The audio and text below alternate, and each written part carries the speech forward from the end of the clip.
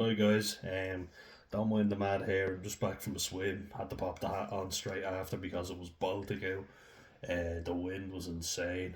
But it really makes it more difficult because when I'm trying to get myself in, and I made a video on it just how I get in when it's absolutely Baltic out, each body part in at a time.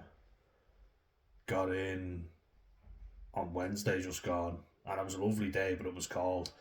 Today it wasn't great. Like it was quite a grey day, but man, do I feel good after? Like I didn't sleep very well. Felt a bit shit. I've been taking Lexapro. If any of you actually have any negative experiences with SSRIs, antidepressants, that is selective serotonin reuptake inhibitors, would you let me know? Any psychoactive medication, antipsychotics, antidepressants. Let me know what your experience has been. I made a video before, but if you've got any advice or any tips, because I just find it's giving me insomnia and it's fucking wreaking havoc with my stomach. I will not go into detail about that because it's disgusting, but it's not very pleasant to put it that way. I was making a video earlier talking about self sabotage and like Lip Gallagher, aka Lip Gallagher, Philip Gallagher from Shameless US, played by Jeremy Allen White. I thought I have to do more on this. He's just such a great character. And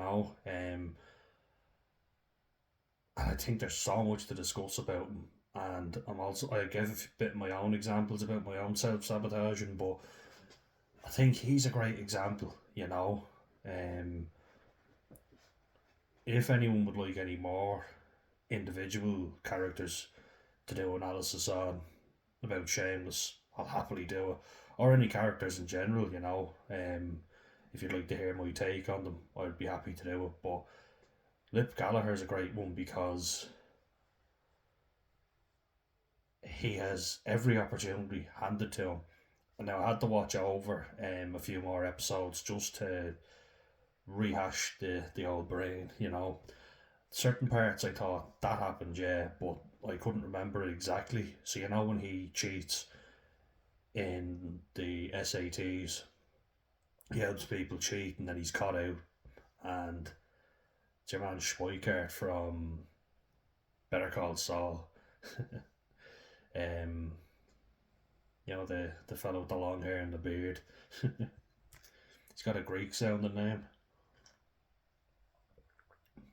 Robert Bousakaris or something like that. I've seen him in a few things, but he's in charge of the anti-plagiarism committee, and he catches out Lip, who has basically helped a lot of different people to cheat for money. He's been given money to help do people's tests and to help them cheat, and they were impressed with how he managed to do it, with how smart he was, and then he's given a test to see what his IQ was like. He scores very highly on the test, and then is offered every scholarship under the sun, and he manages to fuck it up. And then he's offered a chance in a tech startup company. He just is such an example of someone who wastes so much talent. Every prestigious university is looking for him. And now, look, in one case, I remember because he got a job, to help pay for things. And while he was in college, he had to work in a kitchen. And the boss is a bit of a dickhead. He doesn't give him an extra half an hour off when he has to study for an exam. And look, when you're in university, it is hard. You have to find the time wherever you can. And I worked during university. That's right, I went to uni. I'm proud to say that I graduated, but it's not easy. So coming at it from a human perspective, you're kind of like, yeah, look, it's hard, and his background, and you would have imposter syndrome as well, because you're dealing with kids that aren't like you, they're all used to having their arses wiped for them. He's not. He's used to living in hell on earth, Southside Chicago, which is rough, and you don't fit in with the people, and that can be tough, when you don't fit in with the group. It's like it can work both ways. So I've actually got experience from both walks of life. So when I did boxing, and that was in Killinarden and Tala, which is it's a very working class area of Dublin. My dad would be from Walkinstown, and it's nice now. Walkinstown, it's not that bad. Certainly not a Crumlin or a Drimna. Don't mind those areas either. It's where my family are from, so big shout out to Dublin 12. um, but yeah, like I felt like an imposter in every way. Like being in an environment like that when you're playing against, like when you're boxing against lads who are from a really rough background, who their parents are drug addicts and they have had a hard life, and I have had a hard life in some ways, but in other ways I didn't know what they were coming from, just with people breaking down doors and burglaries all the time and drug dealers going door to door. Some experience with that, but thankfully not much.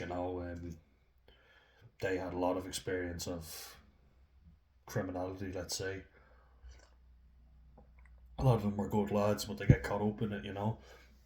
I couldn't relate to a lot of them as well. They all knew each other. I was autistic. Well, I am autistic, but I was bad at that stage. It really made me have imposter syndrome in every sort of way. Because I wasn't born in a council estate like I said before. Certainly wasn't born with a silver spoon in my mouth or up my ears. Like some of these people do, the way they talk anyway, it's real like they're forcing a fucking shit. And that's the other way, so I love rugby, I always have, but I'm not from a well to do background, and that's not really the rugby background. And as I say, I've met a lot of people who are fine, but I've also met a lot of people who are unfortunately stuck up their own arse, and you're gonna get it, especially in Dublin. I found playing in the country, in Wexford, a lot more welcoming, a lot less who the lads who've played in the Ireland under 20s team here in Gorey, and they would talk to anyone. They're so sound and down to earth, which is something you don't really get in Dublin with rugby. Now, in fairness, you do meet sound lads as well, but there's a real sense of these are our star players. You know what I mean? A lot of nepotism.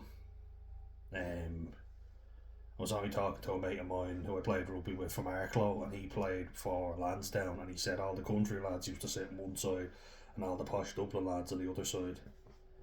And I don't like that shit, but I can understand how someone will get imposter syndrome from that, and then when you don't have the confidence, you got to be very headstrong, especially in that sort of environment. And I think it took me a while to develop those skills. If only I'd had those skills when I was fit enough to put them to good use, or vice versa. If I was still fit enough while I developed the skills.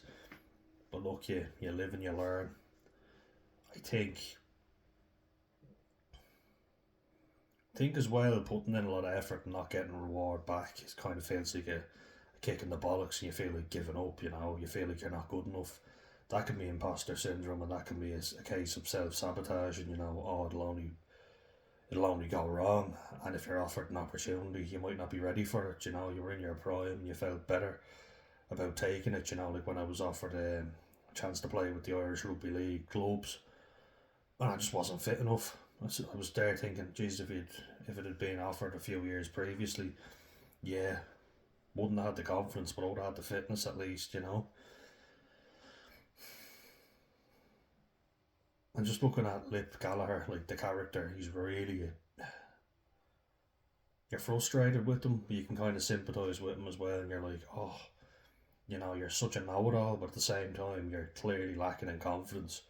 Otherwise, you would take this opportunity, seize it with both hands. I don't get it, but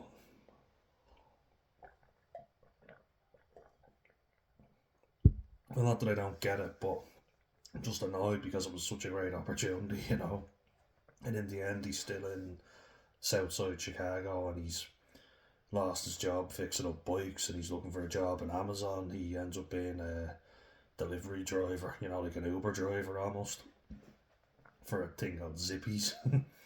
takeaway, and you think he's so much better than that. Like, he should be doing a lot more with his life. I think it's ultimately because he has no guidance and he's just been let down in his life. But he lets himself down in a lot of ways, you know. And Fiona works hard to keep them all in check and make sure they do well. And you think Carl doesn't have much potential, and neither does Ian.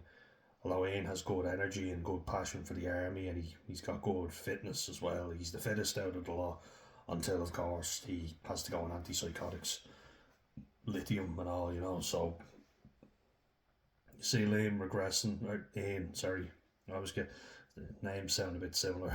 Ian Gallagher, the ginger one, not the black one. But you think out of all them, Lip could have had the easiest life.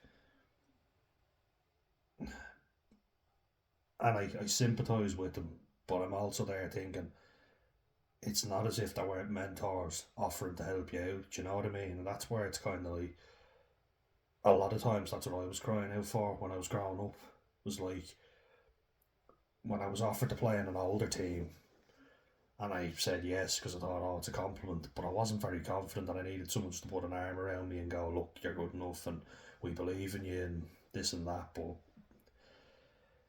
as you get to a certain age, it gets harder and harder, you know.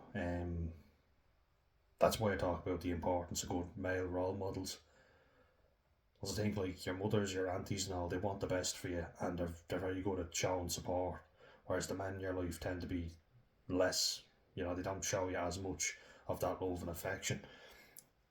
They'll say it behind your back, they'll praise you, but they never do it to your face because they're afraid of you getting a big head. I think Irish dads are like that as well, you know. But I remember the real sense of imposter syndrome that I got, um, well, starting college to be fair, and towards the end. I remember my first day of fourth year, like doing my fourth year project, and I thought, man, I am lost here. I don't know what the fuck I'm doing, you know. I was so stressed out. Everything was so rushed. I didn't know where to begin. I just thought to myself, what the hell am I at here? I am not cut out for this, and I felt like quitting. And I went to the bathroom, you know, and nearly got sick. You know, I was just so overwhelmed. That was a real sense of, these guys are all brainiacs with sciencey brains, and I'm not. I just did this because said no to an apprenticeship, got a free education in college, and somehow I made it this far, you know, through sheer luck, and that's all. But it wasn't through sheer luck, it was through being gritty, being capable more than anything, you know, and being a good worker, which I am, you know. And like, I just felt like I wasn't cut out for it, and I thought, I'm giving up. And then I was like, this is my final year. I can at least try and fail. Do you know what I mean?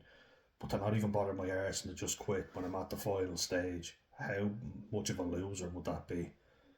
To quit now, you know? And that's what got me over the line. And I think that's a good example for anyone, because I can't tell you how inferior I felt to everybody at that point. But I sat down, got my head together, spoke to my project supervisor. He was really good. See, that's the thing. That's why we need role models, because I had him, Shane Murphy of TU Dublin, Technological University Dublin, Tala campus. I love him. You know, I think he was the best supervisor I could have gotten. So empathetic, and I loved him. I thought he was great. And John Power as well. Like, both of them helped me so much, and then having a great group of friends that I could talk to and have a laugh. We could go for lunch together after we were finished doing our projects. Like, you need people. You really do. And I saw the value of it. Good people that boost you and bring you up. I was just so nervous. Like, I remember that, like, I wanted to quit so many times, and so glad that I didn't. And now I have that degree, regardless of all the bullshit that's gone on in the background. But then when I got my first sciencey job, you know, like in a pharmaceutical company, straight out of, well, not straight out, you know, I was working in a chipper before that. That's why I took a break, because I was just doing too much and had a bit of a panic attack, had to quit work, was planning on taking a while off when I was working in the chipper that I was working in the takeaway. Then my brother's leg broke and an opportunity came up for another job and I jumped straight back in, and then kept doing that. Then said, oh, I'll go back into the takeaway and help out in the restaurant itself. A kitchen, not really a restaurant, but you know what I mean. Graduated and then didn't know where I was at once I finished up in that job. Then went into the pharmaceutical company at the start of the next year, which would be 2023. And going into a big pharmaceutical company, it's very daunting. It's fucking daunting, especially when you had red flags with the call, that you were getting on the phone. It's like, I'm not too sure about this. I wasn't too sure to begin with, but it's a job that I'm being offered outright.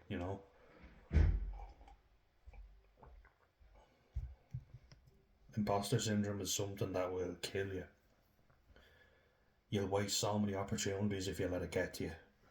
I would have, if I'd given into it, I wouldn't have ever graduated college and I could have quit in my final year. Imagine what a tragedy that would have been. Travesty or tragedy, everything. Like, I keep referencing Lip Gallagher throughout the whole thing because I don't think there's anything more heartbreaking than wasted potential. Really, like it's something that you just think to yourself, oh, you could have been so much more and you wasted it. Imagine like thinking of how disappointed you are because if you haven't got much talent to begin with and you haven't got much going for you, look, the only way is up. You're trying your best. But to not try, you kind of go, man, you could have been so much more and you just gave up. You didn't even bother your arse. What a shame that is. Like, when I think of sport, and the ambitions I had for myself, I think, no, life gets in the way. And unless you're offered something outright, you have to just kind of think of life, you have to take a job. Because I thought, am I selling myself short here? But I thought, no, I'm not being offered anything outright. When an opportunity for a scholarship came up, I took it.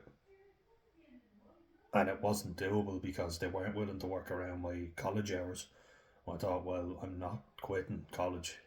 I have to study, and I'd give myself a good kick up the hole, which I did. I need to give myself another good kick up the hole now and get back out, and get a job with that degree. Another one, I've gotten one before, but do more research, be more picky. I think I've earned that right now, to be a bit pickier, which I will. I definitely will.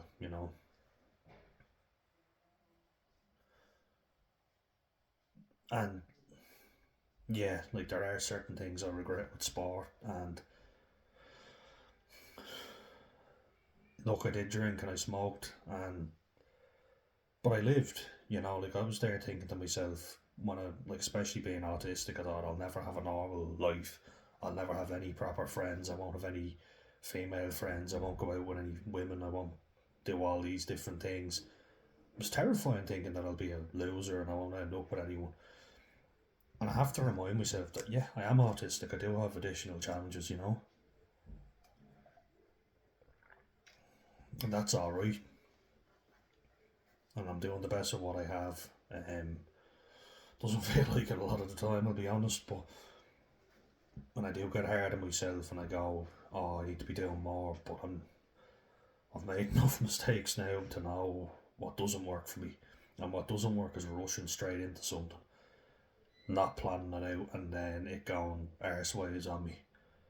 Can I apply for jobs the right way, go through the correct channels, not be hounded on the phone for a job that nobody else wants. I know you got to start somewhere. Look, I accept that. I probably would have stayed if the living situation was feasible, but it wasn't. So look, it is what it is, and just have to make do with the situation as it was. I think in terms of sport, I gave it every opportunity, and that's considering I've mental illness as well. Like, the medication I was on for my head fucked up my stomach, and I got sick on the pitch. It was embarrassing, and it kept happening to me, and I got knocks to the head because of the position I played, and the way I played was quite front up, physical contact. I was quite heavily involved in collisions in rugby, so and then look, I sprained my ankle, nearly ruptured my Achilles tendon. I had to stop running for a while. I was told I was so lucky I stopped when I did and listened to my body, because if I hadn't, I would have ruptured it, because I could feel that, that grinding sensation as the ankle goes up and down. Ugh, the tendon felt like it was about to go. Started a rubbery type of sound when I moved it up and down. It was disgusting. The sensation was horrible. I was told by a physio I was really wise to stop when I did, but my fitness just kept going to shit. So look, with sport, I gave it my best shot. With academia, I succeeded in getting my degree, and I overcame the imposter syndrome. And I'm still involved with rugby, which is great. And remember, guys, there is nothing more that you will be disappointed in than yourself if you waste your talent. You'll look back and you'll think, man, I could have been so much more, I could have done so much better. But you could also say to yourself, the risk to reward, like say for instance, if, like, I'm coaching lads now, so like I don't want to be an old bitter fella going, I could have made it somewhere, done this or that. I want to kind of be like helping out the future generations. And if you're offered a scholarship to play a sport, that's a great opportunity, definitely take it. But if you have to keep hounding people for it and you get into college, prioritise your degree, prioritise getting that degree, because that's what's going to get you somewhere. Trying to kowtow out some prick coach who's not willing to work around your schedule, what's the point? And that's what I said. I was just like, look, fuck this is a waste of my time. They're not willing to work around me. I'm not bothering anymore. I'm too unhealthy, I'm too tired, too unfit. And look, they say that happens to you in college.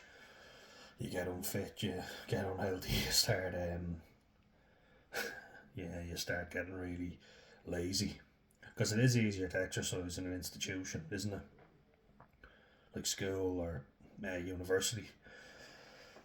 And if there's an incentive there to stay involved, that's great. But if there's not, you'll have to figure something else out. Yeah, but squandered talent is, it's just something where you look back with so much disappointment. So I just say, mind yourselves first, guys, and look after that, and then the rest will follow. Set yourself a list of goals. I'm trying to come up with a list of goals for myself now, and I'm not quite sure what I'm going to say, but don't let imposter syndrome stop you from doing anything that you want to do. Fuck everybody else. Think you're out for yourself. I don't mean that in a negative way. I mean, you want to succeed. Don't let anybody get in the way of that. Know that you're good enough. You put in the work and you get the degree. You're just as good as anybody else. And yeah, I'm not going to say you can be anything you want to be, but you can certainly achieve things with a good attitude, not taking no for an answer, and grinding things out. Sometimes you will have to work hard, do all-nighters or whatever. I know, I fucking hate them, but life does throw you challenges as well, additionally, that others might not have. So don't listen to other people when they're putting you down, saying, oh, you're lazy and you're just not trying hard enough. You might have an internal battle going on that they know nothing about. And vice versa, other people might have a battle that you know nothing about. So let's look after ourselves, and then we can look after others, and the rest will follow. And I'll leave it on that note, guys. Thank you for watching.